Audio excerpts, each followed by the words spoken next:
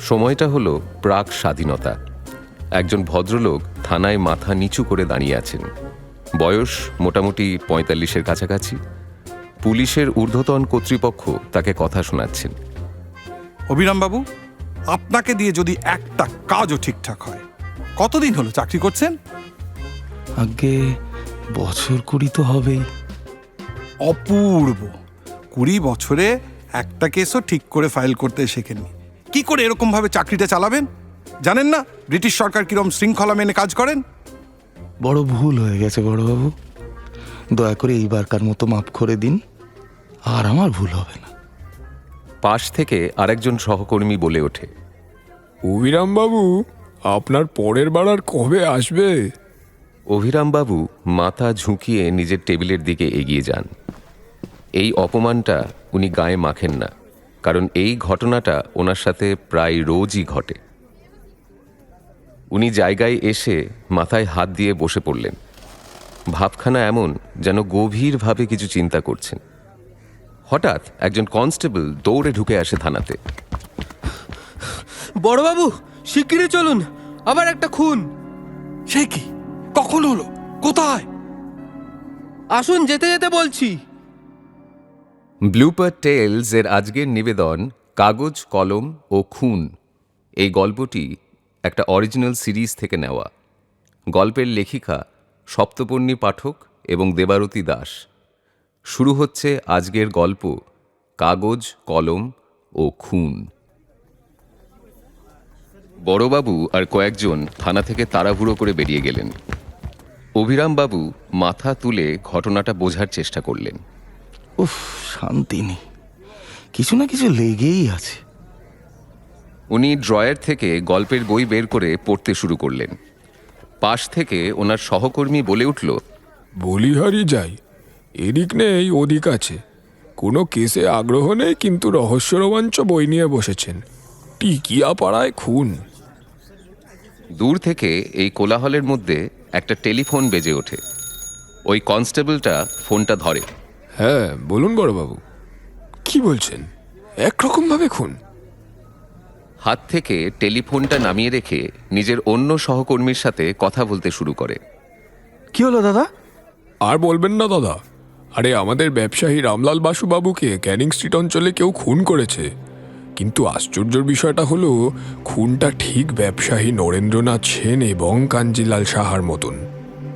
অভিরামবাবু গালে হাত দিয়ে বসে এই দুজনের কথোপকথন শুনছিলেন।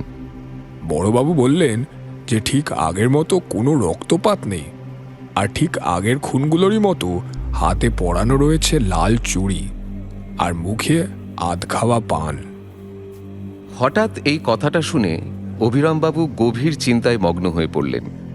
নিজের ড্রয়ারে কিছু খুঁজতে শুরু করলেন। খানিক বাদে একটা বই বের করলেন। হ্যাঁ, বাপরে বাপ, কি ধুলো! উনি ধুলোটা ঝেড়ে বইটা খুললেন আর মন দিয়ে গল্পটা পড়তে শুরু করলেন। শীতের রাত, বাজে তখন 2:30। বিশাল বড় শয়নকক্ষর দরজাটা ধীরে ধীরে খুলে গেল। একজন শালমুড়ি দেওয়া লোক ঘরের মাঝখানে খাটের দিকে এগিয়ে যাচ্ছে। মোহনলাল বাবু ওই খাটেই তখন অঘোরে ঘুমোচ্ছেন। লোকটা শালের ভেতর থেকে হাতটা বের করলো। ওর হাতে একটা কিছু ছিল। লোকটা মোহনলালের দিকে ঝুঁকে পড়তেই হুট করে মোহনলাল জেগে উঠলেন। কিছু বোঝার আগেই লোকটা মোহনলালের মুখে কিছু একটা গুঁজে দিয়ে মুখটা চেপে ধরে রাখল। পরের দিন সকালবেলা কাজের লোক মোহনলালকে বিছানায় শুয়ে থাকতে দেখে। ওনাকে অনেকবার ডাকার পরও উনি কোনো সাড়া দেন না। দেখা যায় ওনার হাতে লাল চুড়ি পরানো আছে আর মুখে পান। মোহনলালবাবু খুন হয়েছেন। এই পর্যন্ত পড়ে অভিরামবাবু বইটা টেবিলের ওপর রাখলেন। ওনার চোখ লেখকের নামের দিকে পড়ল, হরিপদ চট্টোপাধ্যায়। অভিরামবাবু মনে মনে ভাবলেন যে এই গল্পটির সাথে এখনকার খুনগুলোর কি অদ্ভুত মিল, এও কি সম্ভব? উনি হঠাৎ বলে উঠলেন, এইটা কি তাহলে কাকতালীয়? না কোনো গভীর ষড়যন্ত্র? পাশ থেকে সহকর্মী বলে ওঠে, যত সব পাগল ছাগলের কারবার। অভিরামবাবু জানতেন যে ওনার এই সন্দেহটা কেউ বিশ্বাস করবে না, তাই উনি নিজেই এই রহস্যের একটা সুরাহ করবে বলে ভাবলেন। কিন্তু কোথা থেকে এবং কিভাবে শুরু করবেন সেটা নিয়ে একটু চিন্তায় পড়ে গেলেন। চুলে বিলি কাটতে কাটতে অনেকক্ষণ নিজের চেয়ারে গুম হয়ে বসে রইলেন। তারপর হঠাৎই ওনার সহকর্মীকে বললেন, পোদ্দারদা, ও পোদ্দারদা, শুনছেন? দাদা, আমাকে ঘটনাটা একটু খুলে বলুন না। কেন বাপু, আপনি কি গল্প লিখতে বসবেন নাকি? আরে ধুর মশাই, বলুন না, ঘটনাগুলো ঘটছে কখন আর কোথায়? আরে দাদা, জানতো আমার কাছে অত সময় নেই, আপনি বরং বড়বাবুকে গিয়ে জিজ্ঞেস করুন। এর মধ্যে পোদ্দারবাবুর টেবিলের টেলিফোনটা বেজে ওঠে। হ্যাঁ বড়বাবু, বলুন। ও, দেহ ময়নাতদন্ত করতে পাঠানো হয়ে গেছে। দেখুন এইবারও পেটে সায়ানাইড বিষ বেরোয় কিনা। অভিরামবাবু কথাটা শুনতে পেলেন। উনি খুবই অবাক হয়ে গেলেন। উনি বিড়বিড় করে বললেন, কি সাংঘাতিক! এ তো একবারে হুবহু গল্পের মতো করে খুন করছে। অভিরামবাবু বুঝতে পারলেন যে এই খুনের কিনারা করতে ওনাকে কেউ সাহায্য করবে না। তবে মোটামুটি উনি যা শুনলেন তা দিয়ে এগোনোর একটা রাস্তা উনি পেয়ে গেলেন। উনি ঠিক করলেন যে প্রথমেই লেখকের খোঁজ করবেন। মনে মনে ভাবলেন, আচ্ছা, হরিপদবাবু কি এখনো লেখেন? অনেক দিন ওনার কোনো বই কেনা হয় না। অভিরামবাবু থানা থেকে বেরিয়ে পড়লেন। উনি রাস্তায় যেতে যেতে ভাবলেন যে লেখক সম্পর্কে সবচেয়ে বেশি সূত্র উনি প্রকাশনী অফিস থেকেই পেতে পারেন। একবার কলেজ স্ট্রিটের বই পাড়াতে গেলে কেমন হয়? ওখানে তো অনেক প্রকাশনী আপিস আছে, লেখকের খোঁজ পেলেও পেতে পারি। যেমনি ভাবা অমনি ট্রামে করে চলে এলেন বইপাড়া।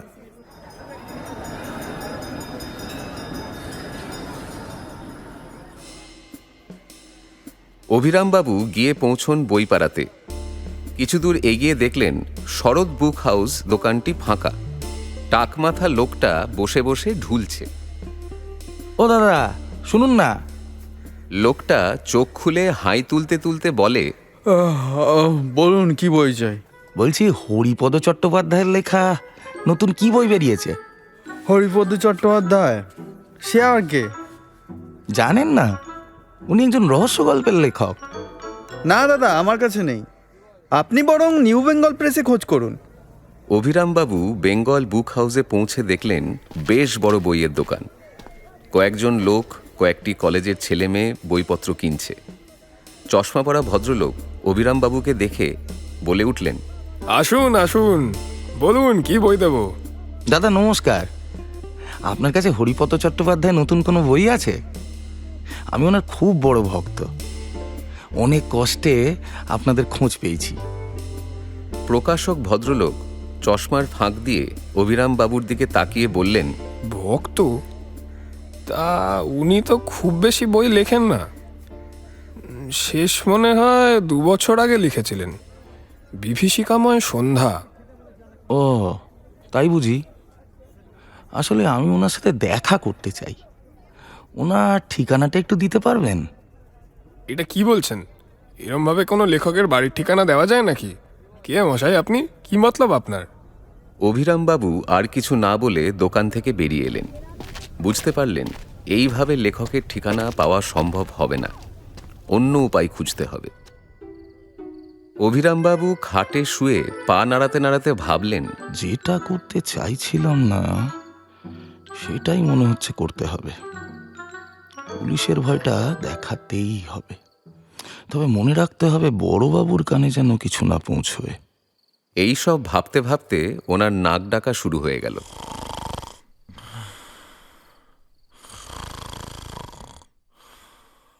পরের দিন সকালে আর থানা গেলেন না। উনি সোজা আবার চলে গেলেন নিউ বেঙ্গল প্রেসে। একটু ভয় ভয় করছিল অভিরামবাবুর, কারণ কেউ বড়বাবুর কানে এই ব্যাপারে কিছু বলে দিলে ওনার চাকরি নিয়ে টানাটানি হতে পারে। কিন্তু মনে সাহস নিয়ে সত্যের অনুসন্ধানে আবার চশমা পরা ভদ্রলোকের সামনাসামনি হলেন। আপনি আবার কি মনে করে? সুপ্রভাত দাদা। আরে দাদা, আপনাকে তো বললাম এই ব্যাপারে আমি আপনাকে কোনো সাহায্য করতে পারবো না। আরে অত উত্তেজিত হচ্ছেন কেন? আমাদের পরিচয়টাই তো গতকাল ঠিকমতো হলো না। আমি সাব ইন্সপেক্টর অভিরাম মণ্ডল, বড়বাজার থানা। অভিরামবাবু নিজের কার্ডটা দেখান। প্রকাশক মশাই একটু ঘাবড়ে গেলেন, বলে উঠলেন, ও আচ্ছা আচ্ছা, নমস্কার নমস্কার। তা থানা থেকে আমার এখানে? অভিরামবাবু দেখলেন যে প্রকাশক মশাই এখন বেশ নরম সুরেই কথা বলছেন। ভাবলেন পুলিশের চাকরি করার এইটাই মজা। উনি একটু গম্ভীর হয়ে বললেন, দয়া করে লেখকের বাড়ির ঠিকানাটা আমাকে দিন, আমার খুব দরকার। একটা রহস্যের বিষয়, ওটা লাগবে। মানুষের প্রাণ নিয়ে টানাটানি হতে পারে। সে কি, তাই নাকি? সেই জন্যই আপনাকে বলছি, আপনি যদি সহযোগিতা না করেন তাহলে সন্দেহের তালিকা থেকে আপনিও বাদ যাবেন না। আর সেটা বড়বাবুকে জানাতে আমার বেশিক্ষণ লাগবে না। বেকার আপনাকে আবার থানা পুলিশের ঝামেলায় জড়িয়ে পড়তে হবে।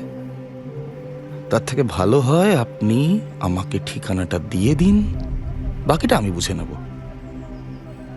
অভিরামবাবু নিজেই অবাক হয়ে যান নিজেরই আত্মবিশ্বাস দেখে। প্রকাশক ভেতর থেকে একটা কাগজে ঠিকানাটা লিখে নিয়ে এসে অভিরামবাবুকে দিলেন। বললেন, ধন্যবাদ দাদা, আপনি একদম চিন্তা করবেন না, আমি সব সামলে নেব। আর চলি। অভিরামবাবু কাগজটা খুলে দেখলেন 26/3 নির্মলচন্দ্র স্ট্রিট, বউবাজার। ঠিকানাটা পকেটে ঢুকিয়ে লেখকের বাড়ির দিকে রওনা হলেন। অভিরামবাবুর ঠিকানাটা পেতে একটু অসুবিধাই হয়। বাড়িটা পাওয়া গেলেও রাস্তার মোড়ের পানের দোকান থেকে খবর পান যে মালিকের নাম হরিপদ চট্টোপাধ্যায় নয়, এইটা অমরেশ গাঙ্গুলির বাড়ি। উনি একজন বড় ব্যবসায়ী। ঠিকানা অনুযায়ী 26/3 বাড়ির সামনে গিয়ে দাঁড়ান। বেশ সুন্দর দোতলা বাড়ি। বড় কাঠের দরজাটাতে অভিরামবাবু কড়া নাড়লেন। বেশ কয়েকবার কড়া নাড়ার পর দরজা খোলার আওয়াজ হলো। অভিরামবাবু জিজ্ঞেস করলেন, হরিপদ চট্টোপাধ্যায় বাড়িতে আছে? ওনার সঙ্গে একটু দরকার ছিল। দরজা খুলে দিলেন একজন মহিলা, বয়স মোটামুটি 25 থেকে 30-এর মধ্যে। অভিরামবাবু আবার বললেন, হরিপদবাবুকে একবার ডেকে দিন না, একটু বিশেষ দরকার ছিল। আমি ওনার একজন ভক্ত। এই নামে এই বাড়িতে কেউ থাকেন না। এটা অমরেশ গাঙ্গুলির বাড়ি। আপনার বোধহয় কোথাও একটা ভুল হচ্ছে। আহা, একটু বোঝার চেষ্টা করুন, আমায় ওনার সাথে কথা বলতেই হবে। আমি বড়বাজার থানা থেকে আসছি। এইটা শুনে হৈমন্তী একটু অপ্রস্তুত বোধ করে। আচ্ছা, আপনি ভেতরে আসুন। অভিরামবাবু ভেতরে যান। একটা ঘরে ওনাকে বসতে দেয় হৈমন্তী। অভিরামবাবু বইটা বের করে হৈমন্তীকে দেখান। এই যে এই বইটা, খুনি কে, বইটা হরিপদবাবুর লেখা তো? সেটা আমি কি করে জানবো? বললাম তো আপনাকে, ওই নামে এই বাড়িতে কেউ থাকেন না। এই ঠিকানা তো আমি নিউ বেঙ্গল প্রেস থেকে পেয়েছি। তাহলে কি ওরা আমাকে মিথ্যে কথা বলল? অভিরামবাবু নিজের মনে মনে ভাবতে শুরু করেন। আমাকে একটু জল খাওয়াতে পারবেন? হ্যাঁ, দিচ্ছি। হৈমন্তী কাউকে একটা ডাকতে ডাকতে ঘর থেকে বেরিয়ে যায়। সুরেশ কাকা, ও সুরেশ কাকা, বৈঠকখানা ঘরে এক গ্লাস জল দিয়ে যাও তো। অভিরামবাবু ঘরটা ঘুরে দেখতে শুরু করেন। আর কেমন একটা সন্দেহ হতে শুরু করে ওনার। এক আলমারি ভর্তি বই ওনার চোখে পড়ে, অনেক নামী লেখকের বই। বাবা, ইনি তো দেখছি মস্ত পড়ুয়া, বইয়ের পোকা একবারে। হঠাৎ করে ওনার নজর মেঝেতে যায়। দেখেন কয়েকটা পাতা পড়ে আছে। পাতাগুলো তুলে সামনের গোল টেবিলটায় রাখতে গেলেন। চোখে পড়ল একটা পাণ্ডুলিপি টেবিলে রাখা আছে। উনি সঙ্গে সঙ্গে ওইটা উঠিয়ে নেন। অবাক হয়ে তাকিয়ে দেখেন হরিপদ বাবুর লেখা পাণ্ডুলিপি। ঠিক তখন কাজের লোকটি ঘরে ঢুকে বলে, বাবু, এই নিন আপনার জল। অভিরাম বাবুর মুখ থেকে কোনো শব্দ বেরোয় না। উনি ইশারায় সুরেশকে গ্লাসটি নামিয়ে রেখে চলে যেতে বলেন। লোকটা বেরিয়ে যেতে যেতেই হৈমন্তী ঘরে ঢুকে পড়ে। অভিরাম বাবু আর হৈমন্তী একদম মুখোমুখি। হৈমন্তীকে দেখে অভিরাম বাবু হাতটা পিছনে করে নেয়। হৈমন্তীর কিন্তু সেটা চোখ এড়ায় না। বিরক্তিকর চাপা স্বরে হৈমন্তী বলে ওঠে, একি একি একি আপনি আপনি কি লুকোনোর চেষ্টা করছেন বলুন তো? দেখি দেখি, দেখান আমাকে, আপনি আপনি কি লুকোচ্ছেন? হৈমন্তী এগিয়ে যায় অভিরাম বাবুর দিকে। অভিরাম বাবুর আর কিছুই করার থাকে না। উনি পাণ্ডুলিপিটা হৈমন্তীর সামনে তুলে ধরেন এবং বলেন, হরিপদবাবু এখানে থাকেন না? তাহলে ওনার গল্পের পাণ্ডুলিপি এখানে কি করছে? একটু জোর গলায় বলে ওঠেন। কি বলুন হৈমন্তী দেবী। হৈমন্তী পাথরের মতো চুপচাপ দাঁড়িয়ে থাকে। কি হলো, উত্তর দিচ্ছেন না কেন? হৈমন্তী হাত জোর করে অভিরাম বাবুকে বলে, দয়া করে একটু আস্তে কথা বলুন। পাশের ঘরে আমার অসুস্থ বাবা রয়েছেন। এদিকে সুরেশ অভিরাম বাবুর জোরে গলার আওয়াজ পেয়ে দরজার কাছে এগিয়ে আসে। হৈমন্তী এবং অভিরাম বাবুর চোখের আড়ালে উনি চুপ করে দাঁড়িয়ে থাকেন। আপনি আমাকে খুলে বলুন, আপনি হরিপদবাবুকে চিনলেন কি করে? কে হন উনি আপনার? বেশ, আমি বলবো, কিন্তু তার আগে আপনি আমাকে বলুন তো, আপনি কেন হরিপদ বাবুর খোঁজ করছেন? তাহলে আপনাকে ঘটনাটা খুলেই বলি। খবরের কাগজ পড়েন নিশ্চয়ই। সাম্প্রতিককালে যে খুনগুলো হচ্ছে সে বিষয় পড়েছেন তো? হৈমন্তীর মুখ ধীরে ধীরে ফ্যাকাশে হতে শুরু হয়। সে আমতা আমতা করে বলে, হ্যাঁ হ্যাঁ, মানে পড়েছি। এটা কি আপনি জানেন যে খুনগুলো হচ্ছে সেগুলো ওনার যে বই খুনিকে তার সাথে হুবহু মিলে যাচ্ছে? উনি কিন্তু পুলিশের সন্দেহের তালিকায় চলে এসেছেন। হৈমন্তী কাঁদতে শুরু করে। আহা, আপনি কাঁদছেন কেন? আমাকে বলুন না, হরিপদবাবুটা কে?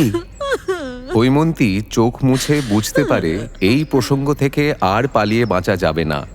তাই সে বলতে শুরু করে, বেশ, তাহলে হরিপদ বাবুকে দিয়েই শুরু করছি। আসলে হরিপদ চট্টোপাধ্যায়ের নামে যে গল্পগুলো বেরোয় সেগুলো আমি লিখি। হ্যাঁ, সত্যি? ভাবাই যায় না। ছদ্মনামে লেখার কারণ? আপনি তো জানেন, আমাদের সমাজে মহিলারা কিছু করতে চাইলে সবাই সব দিক থেকেই বাধা দেওয়ার জন্য তৈরি থাকে। আমিও এর ব্যতিক্রম নই। আপনার এই ছদ্মনামে লেখার ব্যাপারটা কে কে জানে? কেউ জানে না, এমনকি আমার বাবাও না। আপনি প্রথম যিনি জানতে পারলেন। তাহলে এইটা ধরে নেওয়া যায় যে খুনগুলোর সাথে আপনার গল্পের যে মিল আছে সেটা আপনি বুঝতে পেরেছিলেন। অবাক ব্যাপার, আপনি জেনেও চুপ করে রইলেন। একবার থানায় জানালেন না? সন্দেহের তালিকাতে সবার প্রথমে আপনার নামটাই তো আসা উচিত। দয়া করে আমাকে বিশ্বাস করুন, এই খুনগুলো কিন্তু আমি করিনি। আমার শয্যাশায়ী বাবাকে রেখে আমি বাড়ি থেকে খুব দরকার ছাড়া বেরোই না। আর খুন করা তো অনেক দূরের কথা। কিন্তু খুনগুলো তো আপনার বইয়ের মতনই হচ্ছে। আচ্ছা বলুন তো, যারা খুন হয়েছেন আপনি কি তাদের চেনেন?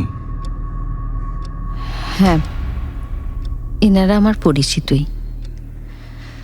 5 বছর আগে আমার বাবা অমরেশ গাঙ্গুলি, রামলাল বসু, নরেন্দ্রনাথ সেন, কাঞ্জিলাল সাহা এবং রাজশেখর মুখোপাধ্যায় একসাথে মিলে সোনার একটা ব্যবসা শুরু করেন। আমার বাবাই ছিলেন প্রধান বিনিয়োগকারী। কিন্তু বছর দুয়েক আগে ওনাদের ব্যবসায় প্রচুর লোকসান হয়। আর তারপর থেকেই আমার বাবা অসুস্থ হয়ে একেবারে শয্যাশায়ী হয়ে পড়েছেন। কি জন্য এরকম ভরাডুবি হয়েছিল? আমি না ঠিক বলতে পারবো না, তবে যেটুকু বুঝেছি ওদের মধ্যে কেউ একজন সাংঘাতিক বিশ্বাসঘাতকতা করেছিলেন। সবই বুঝতে পারছি, কিন্তু আপনি কেন পুলিশকে নিজে থেকেই কথাগুলো জানালেন না? আমি খুবই ভয় পেয়ে গিয়েছিলাম। 3 জন তো খুন হয়েই গেছেন, বাকি থাকলেন রাজশেখর মুখোপাধ্যায় আর আমার বাবা। আমি ভেবেছিলাম যে পুলিশের কাছে জানাবো, কিন্তু আমার পরিচিতিটা সামনে চলে আসবে এটা আমি চাইছিলাম না। তাহলে এইটা তো একটা ভাবার বিষয়, আপনার গল্পের মতো করে খুনগুলো করছে কে? এটা কি কোনোভাবে আপনাকে ফাঁসানোর চেষ্টা, নাকি কেউ আপনাদের শত্রু? কিন্তু আমাকে ফাঁসিয়ে কে কি পাবে? সেটা তো আপনিই ভালো বলতে পারবেন। আপনি মনে করে দেখুন আমাকে আর কিছু জানানোর আছে কিনা। হৈমন্তী ভাবতে শুরু করে। আজ আমি উঠি তাহলে, আমাকে আবার থানাতে যেতে হবে। তবে আমি কালকে আবার আসবো। অভিরামবাবু চলে যাওয়ার পর সুরেশ ঘরে ঢুকে আসে আর হৈমন্তীকে জিজ্ঞেস করে, দিদিমণি, বাড়িতে পুলিশ কেন এসেছে? কোনো বিপদ হলো নাকি?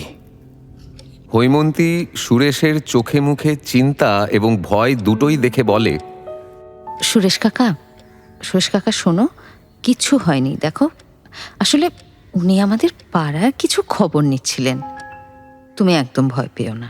হৈমন্তীর নিজেকে খুব অসহায় লাগে। ও ভাবতে থাকে কে এমন শত্রুতা করতে পারে।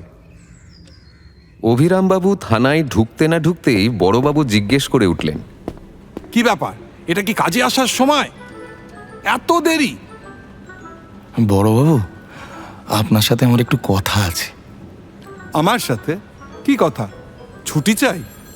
আরে না না, খুব জরুরি কথা। বলুন, শুনি।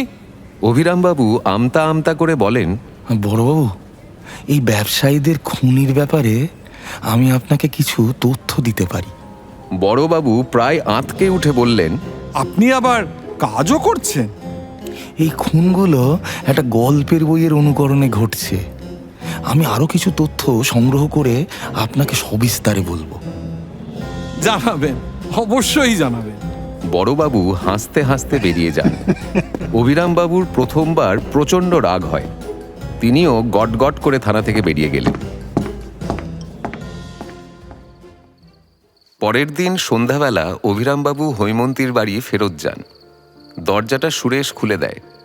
অভিরামবাবুকে দেখে উনি খুব একটা সন্তুষ্ট হন না। আমি হৈমন্তী দেবীর সাথে দেখা করতে এসেছি, ওনাকে একটু ডেকে দিন। হৈমন্তী ওপর থেকে জিজ্ঞেস করে, কে এসেছে গো সুরেশ কাকা? সুরেশ ঠিক অভিরামবাবুকে আপাদমস্তক দেখে নেয়। হৈমন্তী দেবী, আমি বড়বাজার থানা থেকে এসেছি। দিদিমণি, থানার এই লোকটা আবার এসেছে। ওনাকে ওপরের বৈঠকখানায় বসাও, আমি আসছি।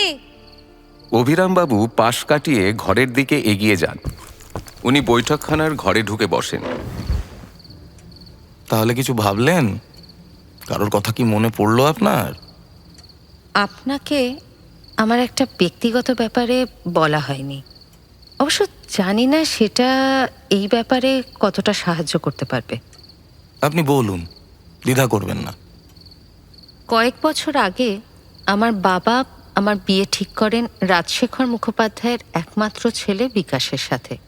আপনি বুঝতে পেরেছেন তো উনিকে? উনিও আমার বাবার সাথে ব্যবসা করতেন। চেনা পরিচিতর মধ্যে ছিল বলে সকলেরই এই বিয়েতে বেশ আগ্রহ ছিল। এই কথার মাঝে সুরেশ হুট করে চা জলখাবার নিয়ে ঢুকে আসে। হৈমন্তী দেখে ইশারায় বলে ওইটা রেখে দিয়ে বেরিয়ে যেতে। সুরেশের যেন যাওয়ার ইচ্ছে নেই। ও জিজ্ঞেস করে, আরো কিছু লাগবে দিদিমণি? না, তুমি যাও বললাম তো। আমি জানতাম ওনার ছেলে খুব একটা সুবিধের নয়, এবং জানতে পারি যে তার স্বভাব চরিত্র বেশ খারাপ। ওই অন্য মহিলাদের সঙ্গে ওনার সম্পর্কও ছিল, আর সে নাকি জুয়া খেলে ধার দেনায় একেবারে ডুবে গিয়েছিল। তাই আমি এই বিয়ে করতে কোনো মতেই রাজি হইনি। অবশ্য এইটা নিয়ে বাবার আর আমার মধ্যে বেশ একটা মতবিরোধ তৈরি হয়েছিল।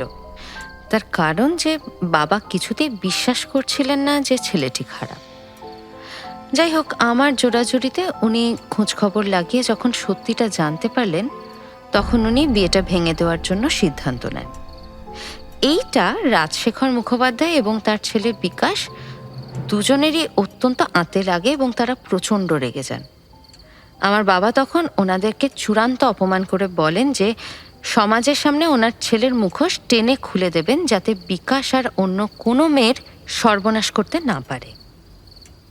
বাপরে, বেশ গোলমেলে ব্যাপার তো। তাহলে কি বিকাশই আপনাদের ক্ষতি করতে চাইছে?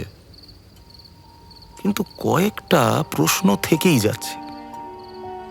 প্রথমত, আপনার ছদ্মনামে গল্প লেখার কথা বিকাশ জানলো কি করে? দ্বিতীয়ত, ব্যবসায়িক অংশীদারদের খুন করে কি বিকাশের কোনো লাভ হবে? আপনি যেভাবে প্রকাশকের থেকে আমার ঠিকানাটা জোগাড় করেছিলেন, সেরকমভাবে বিকাশও কি আমার ব্যাপারে খোঁজ খবর পেতে পারে না? হয়তো পারি, কিন্তু ঠিক বিশ্বাসযোগ্য মনে হচ্ছে না। একটা কোথাও খটকা লাগছে। তবে হৈমন্তী দেবী, আপনি এবং আপনার বাবার কিন্তু জীবন সংশয় হতে পারে। আপনারা সাবধানে থাকুন, চোখ কান খোলা রাখবেন, বুঝলেন? আপনি সন্দেহজনক কিচ্ছু ঘটলে আমাকে জানাবেন। ও আচ্ছা, আর একটা কথা, বিকাশের একটা ছবি হবে আপনার কাছে? বোধহয় আছে। দাঁড়ান, আমি একটু খুঁজে দেখছি। আপনি একটু বসুন। কিছুক্ষণ পর হৈমন্তী একটি ছবি এনে অভিরামবাবুকে দেয়। অভিরামবাবু ছবিটা একবার দেখে পকেটে ঢুকিয়ে রাখেন। এই নিন থানার নাম্বার। আচ্ছা, আর আপনাদের বাড়ির নাম্বারটা আমাকে একটু দিয়ে দিন। হৈমন্তী একটি কাগজে লিখে নম্বরটা দিয়ে দেয়। অভিরামবাবু সেটা নিয়ে বাড়ি থেকে বেরিয়ে আসেন। ঘড়িতে দেখেন বেশ রাত হয়ে গেছে। বেরিয়ে দেখলেন পাশের পানের দোকান খোলা আছে। উনি গুটি গুটি পায়ে পানের দোকানে গিয়ে দাঁড়ালেন। साहब, आपको एक तो बढ़िया पान बना के देखा। আহা, নেই নেই, আপনাকে মেরে লিয়ে একটা কাজ করতে হবে। আমি বড়বাজার থানা থেকে আছি। এইটা শুনে পানওয়ালা চোখটা বড় করে বলে, क्यों, क्या हुआ साहब? हमसे कोई गलती हो गई का? আরে না না, তুমি আচ্ছা আদমি আছো। এই সামনেওয়ালা বাড়ি আছে না? कौन सा? गंगुली बाबू? হ্যাঁ হ্যাঁ, কেউ এসে এদের বাড়ি খোঁজ লেতা হ্যাঁ? एक लड़का आता है साहब, सुट्टा पीता है और ऊपर देखता है। অভিরামবাবু পকেট থেকে বিকাশের ছবিটা বের করে পানওয়ালাকে দেখায়। দেখো তো, এই ছেলেটা হ্যাঁ? लगता तो यही है। এই ছেলে আগার ইধার আয়া তো খবর দেনা। আমার আদমি তোমার দোকানকে সামনে থাকবে, উসকো বলে দেনা। অভিরামবাবু ওইখান থেকে রওনা দেন। পরের দিন ওনার এক পরিচিত খোচরকে পানওয়ালার দোকানের সামনে নিয়ে গেলেন। দেখে নিলেন আশেপাশে কেউ আছে কিনা। ও পানওয়ালা ভাই, এই আদমি এই এই তোমার দোকানের সামনে रहेगा। কাল যে কথা হুয়া থা वही करना। ठीक আছে साहब। অভিরামবাবু এবার বেরিয়ে পড়লেন বিকাশের একটা খোঁজ খবর নিতে। দিদিমণি, অনেক বেলা হলো, খাবারটা খেয়ে নাও। হ্যাঁ কাকা, তুমি ভাতটা বেড়ে দাও। সুরেশ হৈমন্তীকে খেতে দিয়ে দাঁড়িয়ে থাকে। তাই দেখে হৈমন্তী বলে, কিছু বলবে কাকা? বাবার ওষুধপত্র সব আছে তো, নাকি আনতে হবে? পুলিশের লোকটা বারবার বাড়িতে কেন আসছে আমার ঠিক ভালো লাগছে না। বাবুও এক কথা আমাকে জিজ্ঞেস করছিলেন। উফ, সুরেশ কাকা, উনি তো আমাদের সাহায্যই করতে আসছেন, তাই না? বাবার ব্যবসায়িক অংশীদারদের যে খুনগুলো হচ্ছে সেটারই তদন্ত করছেন। এটা শুনে সুরেশ আর কোনো কথা না বলে মাথা ঝুঁকিয়ে ঘর থেকে বেরিয়ে যায়। ওইদিকে অভিরামবাবু ঠিক করলেন যে বড়বাজারে সোনাপট্টিতে রাজশেখর বাবু এবং বিকাশের ব্যাপারে খবরাখবর নেবেন। ওইখানে গিয়ে একটি দোকানে জিজ্ঞেস করলেন, দাদা, আমি বড়বাজার থানা থেকে আসছি। এই যে চারিদিকে সোনার ব্যবসায়ীরা খুন হচ্ছে, ওদের তো এখানে দোকান ছিল, তাই না? কিছু বলতে পারবেন ওদের বিষয়ে? ওখান থেকে অভিরামবাবু জানতে পারলেন যে পুরনো দোকানটা বেহাত হয়ে গেছে। একজন মারোয়ারি লোক মহালক্ষ্মী অলঙ্কার নাম দিয়ে ব্যবসা করছে। অভিরামবাবু ওই দোকান থেকে রাজশেখর বাবুর বাড়ির ঠিকানা জোগাড় করলেন। ঠিকানা দেখে জানতে পারলেন যে বাড়িটা সুকিয়া স্ট্রিটে। অভিরামবাবু পৌঁছে গেলেন সুকিয়া স্ট্রিটে। নম্বর অনুযায়ী বাড়ির সামনে দেখলেন একটা চায়ের দোকান। ওখানে একটা বেঞ্চে কয়েকজন বসে কথা বলছে। মনে হলো এই পাড়াতেই থাকে। আচ্ছা দাদা, রাজশেখর বাবুর ছেলে বিকাশকে কোথায় পাবো বলতে পারবেন? আপনিও বিকাশকে খুঁজছেন? কি করেছে আপনার সাথে? টাকা মেরেছে না কোনো জালিয়াতি করেছে? হ্যাঁ, সেরকমই ব্যাপার ধরুন। ফালতু ছেলে আর বাপ, ও আরও পাজি। সব জেনেও ছেলেকে কিচ্ছু বলে না। ওই যে ওই বাড়িটা ওদের, দেখুন বাড়িতে আছে কিনা। বাপ ছেলের পাত্তা পাওয়া অত সহজ নয়। অভিরামবাবু বাড়িতে গিয়ে দেখলেন তালা ঝুলছে, তাই ওনাকে থানাতে ফিরে যেতে হলো। অভিরামবাবু যখন থানায় পৌঁছলেন তখন সন্ধে হয়ে গেছে। সবে উনি ওনার চেয়ারে গিয়ে বসেছেন, এমন সময় ওনার টেবিলের ফোনটা বেজে উঠল। উনি ফোনটা তুলে বললেন, হ্যালো, কে বলছেন? ওপাশ থেকে চাপা স্বরে খোঁচরটা বলল, বাবু, লোকটা দোকান থেকে পান কিনছে, মনে হচ্ছে ব্যাটা নেশাও করেছে। ঠিক আছে, তুই এদিক ওদিক কথা বলে ওকে একটু আটকে রাখ, আমি এক্ষুনি আসছি। অভিরামবাবু ছুটে বেরিয়ে গেলেন। অভিরামবাবু পানের দোকানে পৌঁছে সোজা বিকাশের সামনে গিয়ে দাঁড়ান এবং ওর কলারটা চেপে ধরেন। বিকাশ নেশা করে টলছে। বিকাশবাবু, চলো তোমায় একটু মামার বাড়ির নেমন্তন্ন খাইয়ে আনি। কে রে তুই? এই তোর বাপ। চলো চাঁদবদন, থানায় চলো। অভিরামবাবু এবং খোচরটা দুজনে মিলে একটা ট্যাক্সি করে বিকাশকে নিয়ে থানায় চলে আসে।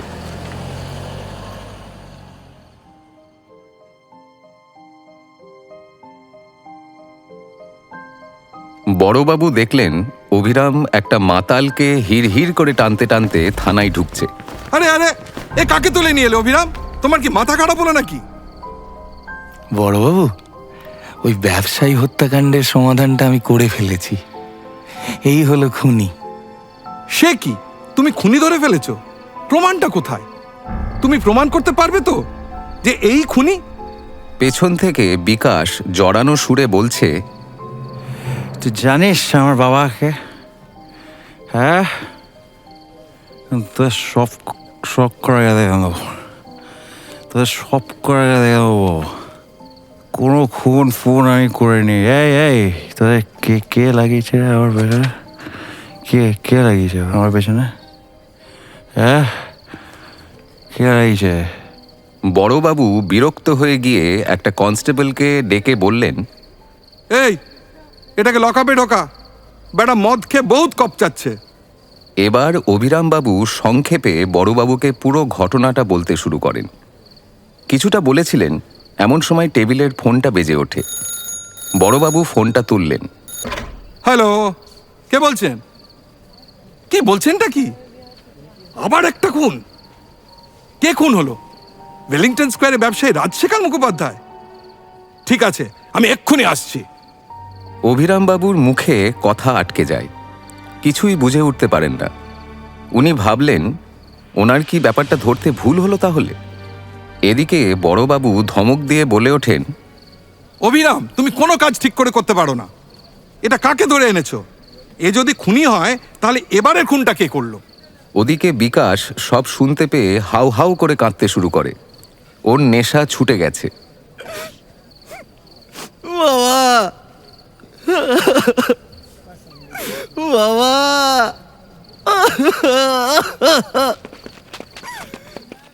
পুলিশের গাড়িতে বড়বাবু, অভিরামবাবু, বিকাশ এবং আরও 2টো কনস্টেবলকে নিয়ে ওয়েলিংটন স্কোয়ারে পৌঁছল। লোকজন ভিড় করে দাঁড়িয়ে আছে। সেই ভিড় ঠেলে সবাই এগিয়ে যান মৃতদেহর দিকে। বিকাশ তার বাবাকে ওভাবে রাস্তাতে পড়ে থাকতে দেখে মাথায় হাত দিয়ে বসে পড়ে এবং কাঁদতে থাকে। অভিরামবাবু মৃতদেহর দিকে খুব মনোযোগ দিয়ে দেখছিলেন। হাতে লাল চুড়ি, মুখে আধ খাওয়া পান, চোখ দুটো ঠেলে বেরিয়ে আসছে। মনে হচ্ছে যেন কেউ জোর করে কিছু খাইয়ে দিয়েছে। গায়ে কোনো আঘাতের চিহ্ন নেই, নেই কোনো রক্তপাত। অভিরামবাবু বলে উঠলেন, বড়বাবু দেখুন, আপনাকে বলেছিলাম না ওই গল্পের বইটার কথা, খুনটা ঠিক একই রকম। আপনি এটা পড়লেই বুঝতে পারবেন। একদম চুপ করো তুমি, আমার মাথা খেও না। কাকে একটা খুনি বলে ধরে নিয়ে চলে এলে, আর তার বাবাই খুন হয়ে গেল। কি সাংঘাতিক! পুরো ডিপার্টমেন্ট কি জবাব দেবে সাহেবের কাছে? তুমি দাঁড়িয়ে থাকো এইখানে, তোমার ব্যবস্থা আমি ফিরে গিয়ে করছি। কিন্তু অভিরামবাবুর কানে কোনো কিছুই যাচ্ছিল না। উনি একটাই কথা ভাবছিলেন, তাহলে আসল খুনিটাকে? ওনার সঙ্গে সঙ্গে মনে হলো যে অমরেশ বাবুরও মৃত্যু আসন্ন। উনি খুব তাড়াতাড়ি হৈমন্তীর বাড়ি চলে গেলেন। অভিরামবাবু খুব জোরে জোরে হৈমন্তীদের বাড়ির কড়া নাড়তে লাগলেন এবং বেশ জোরেই বলে উঠলেন, হৈমন্তী দেবী, হৈমন্তী দেবী, তাড়াতাড়ি দরজাটা খুলুন, আপনাদের বাড়ি বিপদ। এর মধ্যে দরজা খুলে যায়। অভিরামবাবু দেখেন সুরেশ দাঁড়িয়ে আছে এবং খুব বিরক্তিকর মুখে সুরেশ বলল, এত রাতে এখানে হইচই করছেন কেন? জানেন না বাবু গুরুতর অসুস্থ? অভিরামবাবু ওকে পাশ কাটিয়ে ভিতরে ঢুকে পড়লেন। ততক্ষণে হৈমন্তীও নিচে নেমে এসেছে। সুরেশ কাকা, এভাবে কথা বলো না। তুমি ভেতরে যাও, আমি দেখছি। কি হয়েছে অভিরামবাবু? আপনাকে এরকম বিধ্বস্ত লাগছে কেন? চলুন চলুন, ঘরে গিয়ে ব্যাপারটা বলছি। আমি কিন্তু কাল সকালেই আপনার কাছে যেতাম। কেন, কিছু হয়েছে নাকি? হ্যাঁ, বলবো। তার আগে আপনি বলুন। আর কি বলবো, বিকাশকে পাকড়াও করেছিলাম আপনাদের বাড়ির সামনে থেকে। ও নজর রাখছিল আপনাদের ওপর। ওকে থানায় নিয়ে গেলাম, আর আজকেই একটু আগে একই রকমভাবে খুন হলেন রাজশেখর বাবু। হৈমন্তী চমকে ওঠে। সে কি? কি বলছেন? এবার কি তবে বাবার পালা? সেই ভয়টাই তো পাচ্ছি। খুনি তাহলে কে? বিকাশ যে নয় সেটা তো প্রমাণ হয়ে গেল। আচ্ছা হৈমন্তী দেবী, আপনি যেন কি বলছিলেন? হৈমন্তী চারপাশ দেখে নিয়ে বৈঠকখানার দরজাটা বন্ধ করে দেয়। তারপর বলে, জানেন, গতকাল রাতে এইসব খুনের চিন্তায় আমার ঘুম আসছিল না, তাই ঘরের ভিতর একটু পায়চারি করছিলাম। হঠাৎ জানলা দিয়ে দেখলাম একটা শালমুড়ি দেওয়া লোক আমাদের বাড়িতে ঢুকছে। ভয় পেয়ে সুরেশ কাকাকে ডাকবো বলে ঘরের বাইরে এসে দাঁড়ালাম। ওমা, দেখি সুরেশ কাকাই চাদর মুড়ি দিয়ে সিঁড়ি বেয়ে উঠে আসছে। আমি একটু থতমত খেয়ে আবার ঘরে ফিরে যাই। আজকেও দুপুরবেলা সুরেশ কাকা বেরিয়ে গেল আর ফিরল আপনি আসার মিনিট 20 আগে। আমি সুরেশ কাকাকে জিজ্ঞেস করলাম যে কোথায় গিয়েছিলে। আমাকে বলল যে বাবার ওষুধ কিনতে গিয়েছিল, কিন্তু জানেন, গতকাল আমি নিজে দেখেছি যে বাবার সব ওষুধ আছে। আচ্ছা অভিরামবাবু, সুরেশ কাকা আমাকে কেন মিথ্যে বলল বলুন তো? এই কথাটা তো বেশ সন্দেহজনক। আচ্ছা, উনি কতদিন কাজ করছেন আপনাদের বাড়িতে? বহু বছর, আমার সেই ছোটবেলা থেকে। উনি বিয়ে থাও করেননি, আমাদের প্রাণ দিয়ে ভালোবেসেছেন। তাই খুবই কষ্ট পেলাম যখন উনি আমায় মিথ্যে কথা বললেন। এখন উনি কোথায়? আপনার বাবার কাছে? চলুন তো একবার গিয়ে ওনার সাথে কথা বলি। হ্যাঁ, আসুন। এই তো, এদিকেই বাবার ঘর। হৈমন্তী এবং অভিরামবাবু লম্বা দালান ধরে অমরেশবাবুর ঘরের দিকে এগোতে থাকেন। ঘরের কাছাকাছি পৌঁছে দেখেন দরজা ভেজানো, আওয়াজ পাওয়া যাচ্ছে। হৈমন্তী বাবা বলে ডাকতে যাচ্ছিল। অবিরামবাবু হৈমন্তীর হাত টেনে বারণ করলেন। ভেতর থেকে কথা শুনতে পায়।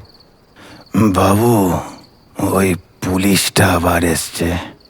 উফ, আচ্ছা যন্ত্রণা। বাবু, আমাদের আজ কাজ শেষ হলো, কিন্তু একটা বড় ভুল হয়েছে আমাদের। ভুল? কি ভুল? পুলিশটা কি জেনে গেছে? না বাবু, আপনি যে গল্পের বইটা পড়ে খুনের পরিকল্পনা করেছিলেন, সেই বইটা আমাদের দিদিমণির লেখা ছিল ছদ্মনামে। আমাদের সেটা জানা ছিল না। তুই আমাকে আগে বলিসনি কেন? হৈমন্তী এই সময় দরজা ঠেলে ভিতরে ঢুকে যায়। ওর দু চোখে জল। হৈমন্তী বলে, বাবা বাবা বাবা, এগুলো তোমরা কি বলছো? হঠাৎ অবিরামবাবু এবং হৈমন্তীকে দেখে সুরেশ আর অমরেশবাবু প্রচণ্ড ঘাবড়ে যান। সুরেশ বলতে শুরু করে, দিদিমণি, দিদিমণি, আমার কথাটা একটু শোনো। বাবুর এখানে কোনো দোষ নেই। ওনাকে ওনাকে কিছু বলো না। তুমি চুপ করো সুরেশ কাকা। আমাকে আমাকে এগুলো সব জানতেই হবে, আমাকে জানতেই হবে। অমরেশবাবু, এবার সত্যিটা বরং বলেই ফেলুন, পালানোর পথ বন্ধ। না না, পালাবো কেন? আমার ওই শয়তানগুলোকে খুন করার জন্য কোনো অনুতাপ নেই। জানেন অবিরামবাবু, আমি ওদেরকে বিশ্বাস করে এই ব্যবসাটা শুরু করেছিলাম। সব থেকে বেশি বিনিয়োগ করেছিলাম আমি, কিন্তু ওরা আমার বিশ্বাসের মূল্য দেয়নি। ওদের ছিল সাংঘাতিক লোভ। যদিও এটা বুঝতে আমার অনেকটা সময় লেগেছিল। রাজশেখর আমার একটু বেশি চেনা ছিল। ও ওর ছেলের সাথে আমার হৈমন্তীমার বিয়ের প্রস্তাব দেয়। চেনাশোনা ঘরে ভালো থাকবে ভেবে আমি এক কথায় রাজিও হয়ে যাই। কিন্তু আমার মেয়ে যখন রাজি হয় না এবং আমাকে খোঁজ খবর করতে বলে, তখন আমি জানতে পারি শুধু বিকাশ নয়, রাজশেখরও খুব খারাপ লোক। ও নাকি আবিমের ব্যবসা করত আমাদের সোনার দোকানের আড়ালে। তারপর আর কি, বিয়েটা ভেঙে দিই আর বাকিদের এই ব্যাপারটা জানাই। ভেবেছিলাম ওরা আমার পাশেই থাকবে, কিন্তু ওরা সকলেই অস্বীকার করল। বুঝলাম সবাই জড়িত, আর রাজশেখর ওদের টাকা দিয়ে বশ করেছে। আমি পুলিশের ভয় দেখাতে ওরা উল্টে আমাকেই ফাঁসিয়ে দেবে বলে। আমার হিমু মা, তুই জানিস না মা, তোর সর্বনাশ করে তোকে বেঁচে দেবার হুমকি দেয়। আমি কোনো উপায় না দেখে ব্যবসা থেকে নিঃশব্দে বেরিয়ে আসি। এই লোকসান আর ওদের ওই বিশ্বাসঘাতকতা আমার জীবনটা নরক করে দেয়। আমি সব জানতাম। বাবুর এই দুর্দশা আমি মেনে নিতে পারিনি। আমি বাবুকে বলি বদলা নিতে, কিন্তু বাবু রাজি হয়নি। কয়েক মাস আগেই হঠাৎ আমাদের পাড়ার পানের দোকানে বিকাশকে নেশাগ্রস্ত হয়ে দিদিমণির ঘরের দিকে নজর দিতে দেখলাম। বুঝলাম ওর মতলব ভালো না। তখনই আমি আর বাবু ওদের সরিয়ে দেওয়ার পরিকল্পনা করলাম। জানেন, আমি এই গল্পের বইটা কিনেছিলাম পড়ব বলে, কিন্তু জানতাম না যে এটা আমার হিমুমার লেখা। গল্পটা আমার বেশ ভালো লাগে। সায়ানাইড জোগাড় করা আমার পক্ষে খুব একটা তো কঠিন ছিল না। আপনি জানেন নিশ্চয়ই যে সায়ানাইড আমাদের সোনার দোকানে কাজে লাগে। সুরেশ আমার অনেক কাজই করত, তাই ওকে দিয়েই আমার এগুলো আনাতে খুব একটা অসুবিধে হয়নি। বাবুর জন্য আমার জীবনও হাজির। এরপর আমি একদম বইয়ের অনুকরণে খুনগুলো করাতে লাগলাম। সুরেশ ওদের সব খবরই আমাকে এনে দিত। হৈমন্তী কাঁদতে শুরু করলো। কাঁদতে কাঁদতে বাবাকে বলল, এইটা এইটা তুমি কি করলে বাবা? এটা তুমি কি করে করলে?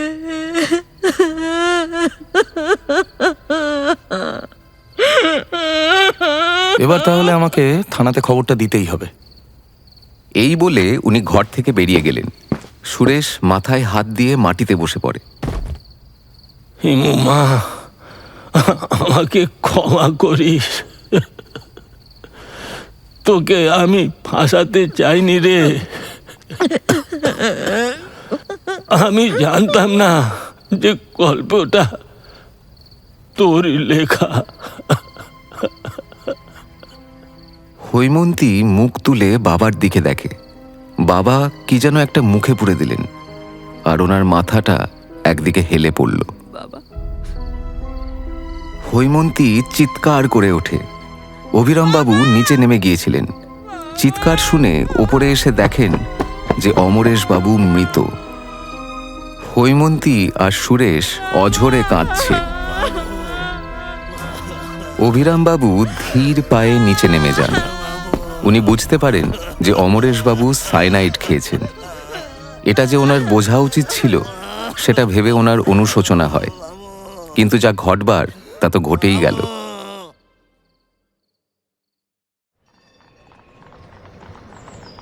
কয়েক মাস পর অভিরামবাবু হৈমন্তীকে একটা ফোন করেন, হাতে একটা কেস ফাইল নিয়ে। একটা জটিল কেস পেয়েছি। কি বলেন হৈমন্তী দেবী? দাদা আর বোন মিলে করবো নাকি গোয়েন্দাগিরি? শুনলেন আজকের গল্প কাগজ কলম ও খুন। ডিরেকশন সপ্তপর্ণী পাঠক, ন্যারেশন সায়ন ভাদর, কাস্টিং অভিরামবাবু শ্রমিক দাস, হৈমন্তী রুয়াম চ্যাটার্জি, বড়বাবু সুজয় বিশ্বাস, অমরেশ গাঙ্গুলি সন্দীপ দাস, সুরেশ এবং বিকাশ অনিক চ্যাটার্জি, কনস্টেবল পাবলিশার এবং পানওয়ালা উজান সেনগুপ্ত, দোকানদার এবং দ্বিতীয় কনস্টেবল নবীন অধিকারী, প্রথম লোক এবং তৃতীয় কনস্টেবল সৌরিত ভট্টাচার্য, দ্বিতীয় লোক অনির্বাণ লাহিড়ী, অডিও রেকর্ডিং সৌরিত ভট্টাচার্য এবং Ujan Sengupta, mixing and mastering Arjun Chatterjee, produced by Blooper House Studios.